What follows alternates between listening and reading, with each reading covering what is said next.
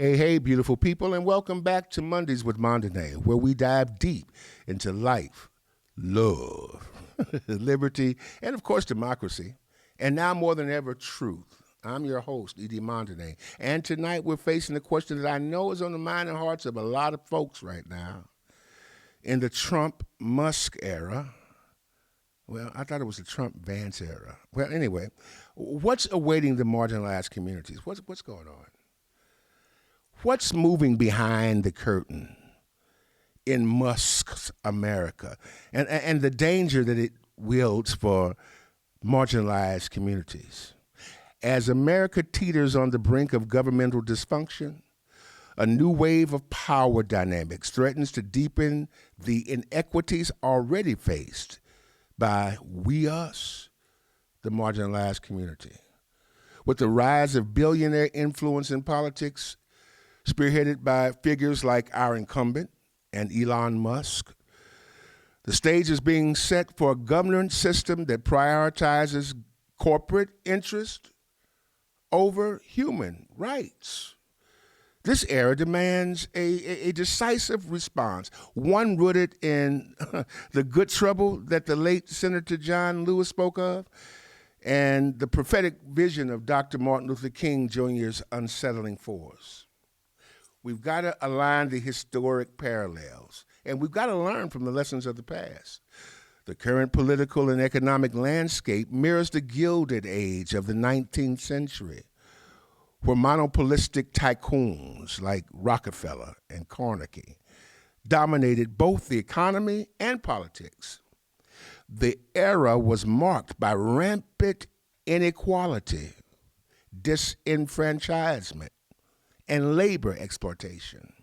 Issues eerily similar to those that we're facing, and they are resurfacing quickly today. Just as then, wealth and power have become given to the hands of a few, leaving marginalized communities to bear the brunt of systemic exclusion. We know about redlining and economic exclusion. We know about that. Historically, practices like redlining systematically excluded black Americans from home ownership. We know about that. And wealth building. These weren't isolated prejudices, but systemic policies. And they were supported by fiduciary institutions and government bodies. This deliberate exclusion reinforced cycles of poverty and widened the wealth gap and the legacy that we still feel right now today in this America.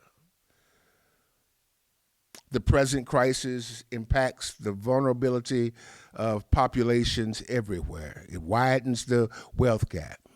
A recent Federal Reserve report shows that the top 1% of Americans hold more wealth than the bottom 90% combined. For black Americans, the median household wealth is approximately $24,000, less than 1/10 of white households. Policies favoring billionaires exacerbate these disparities, leaving marginalized communities with fewer resources and opportunities. Let's talk about education and opportunity, something we've been talking about for a long time. And they're the same issues. They're the same issues. You can say it, right? Underfunded schools, you know it. Limited access to health care, and the job market discrimination perpetuate cycles of poverty. As wealth and policy decisions become increasingly controlled by oligarchs, these systemic inequities deepen and further marginalize vulnerable populations. Economic devastation is right amongst us right now. And the shutdowns of the government is imminent with what's going on. Have you looked at the news? Government shutdowns disappropriately and disproportionately affect federal workers, many of whom are black or from other marginalized groups, missed paychecks, reduced services, and disruptions to essential programs like SNAP, supplemental nutrition assistance programs that are very, very necessary for poor communities, directly harm the most vulnerable, compounding the existing hardships that we're feeling. And there are broader implications. Our democracy is at risk. The erosion of the democratic values that we hold so dear are moving rapidly to the trash can. When billionaires dominate governance, the principle of one person, one vote erodes. Policies increasingly reflect the interest of the wealthy, sidelining the needs of everyday people like you and me. This concentration of power undermines the democratic foundation of this nation. We cannot ignore the global consequences like a tidal wave. America's shift towards oligarchy sends a dangerous signal globally. As a leader in democratic values, its descent into wealth-driven governance risks legitimizing autocratic tendencies worldwide. Countries with oligarchs already dominate politics, and they feel emboldened, which further erodes global democratic norms. It's time to organize, galvanize, get up and go. We've got to get the unsettling force in movement. Dr. King warned that the fight would evolve from civil rights to human rights, calling for the unsettling force to challenge systemic injustices. I'm the executive director for the Unsettling Force and the economic chair for the NAACP, Alaska, Oregon, Washington State Area Regional Conference, and we echo together this call. This is the time for good trouble and the kind that John Lewis spoke of, the marginalized, the overlooked, the underserved. We are the unsettling force. We are the people that will hold this nation accountable to its promises of liberty and justice for all. And it's no joke, and we can do this. I want to lay out some proposals for action because we've got to build a path forward. We've got to highlight economic solidarity. This begins by fostering alliances between Black-led organizations, unions, and an advocacy group that challenges oligaric power. These coalitions should focus on economic justice campaigns, such as advocating for fair wages. That's important right now. Affordable housing. That's important right now. And universal health care. That's important right now.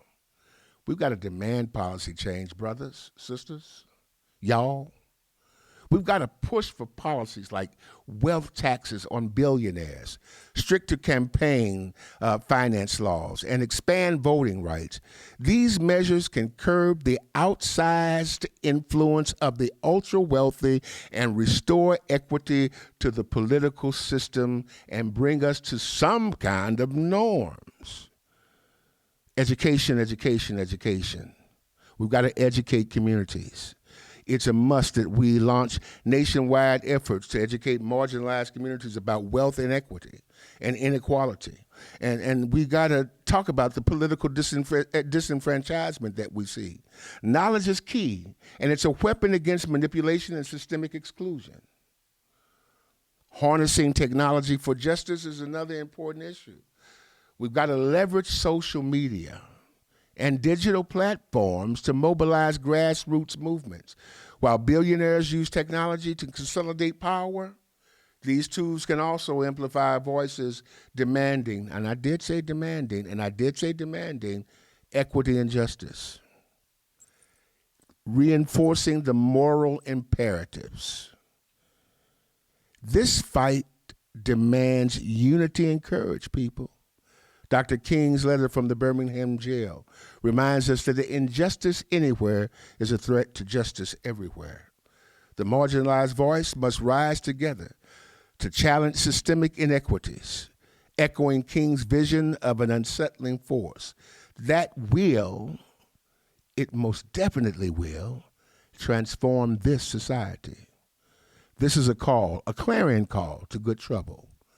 By the time that we act, by the time that we don't act, by the time that we don't hear, it'll be over. And we've got to embrace that which we have heard from our ancestors. We've got to embrace that which we've heard from the past voices. We've got to learn to walk in the spirit of power, control, and we've got to walk in the equity that has already been given to us. We've got to look at those that have gone before us and paid the price and paved the road to transformation. It comes from the empowered, and we the people are the empowered. Our Constitution makes it clear that ultimate authority rests not in the government, but in the people. It's time to remind those in power that we hold the keys to change, not just through voting, but by reshaping the very fabric of our society. When we stir from the bottom, I've said it before, everything and everyone rises. This isn't just a metaphor, it's a movement.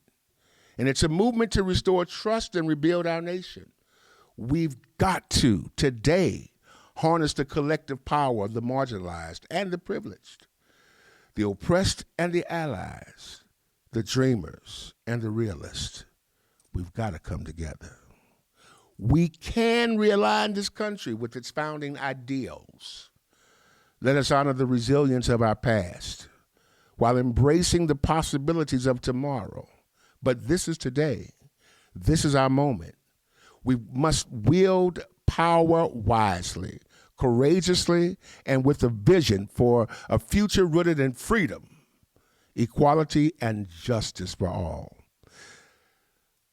I'm going to stop there because I'll start crying. And I want to thank you for joining me on this episode with Mondays with Mondene. We got to remember that the power to restore trust and rebuild a unified America rests with each of us. Let's rise to the challenge and make it happen today. Until next time, stay inspired, stay engaged, stay strong, but most of all, stay united.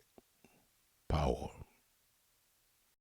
I need to do special shouts out. You know I got to do that. Our sponsors are never happy until we mention their name. Potions, not just a restaurant, but a beloved institution right here in the Kenton District. Not just another place to eat, but the place to eat. Visit them at 8139 North Denver for the best soul food this side of the Willamette. And of course, there's Aunties and Tanties Daycare Services, a trusted space for our community's little ones. Adorn Electric, hey, they light up our lives and they're lighting up this set and supporting this podcast. And I'm grateful for their partnership. Visit us here at Celebration Tabernacle on Sunday mornings right here in Portland. I want to do a special thank you to our production team, Deion, Robin, Andy, and Paul. Not one of them is bigger than the other, and they all stand what tall. Let's keep the conversation going. Share this episode and follow us on Facebook right behind me, and on YouTube, you know the deal, and help us spread the message far and wide. Remember, democracy is in your hands. We the people have to shout it out. Shout it out, and it'll be heard. You know, I talk about a lot about knowing where you came from to know where you're going. Well, I came from the projects of St. Louis, Missouri, and I ended up into the majestic mountaintops of Portland, Oregon. It's been a wonderful journey, and Lewis and Clark took that journey from St. Louis to Portland, and I took it too. It talks about who I am, and as I'm with you often in the in cyberspace or on websites or on the, what do you call it, social media, I want you to know a little bit about me and who I am. This book talks about my fantasies, my failures, my triumphs, and more than that, it talks about the resiliency of being able to continue to go forward regardless of the odds. I'd get a copy. It's called From Maladies to Melodies, and I hope that you enjoy it and give me some feedback. God bless.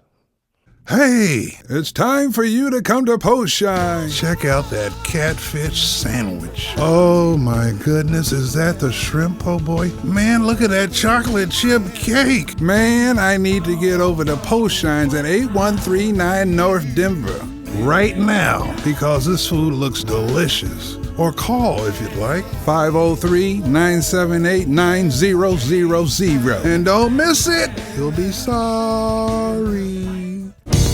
In times gone past, we find ourselves making excuses so that people remind that, ooh, I've got to get home and tend to the brand new missus. I need some time alone. Can't just wait until I finish texting on my phone.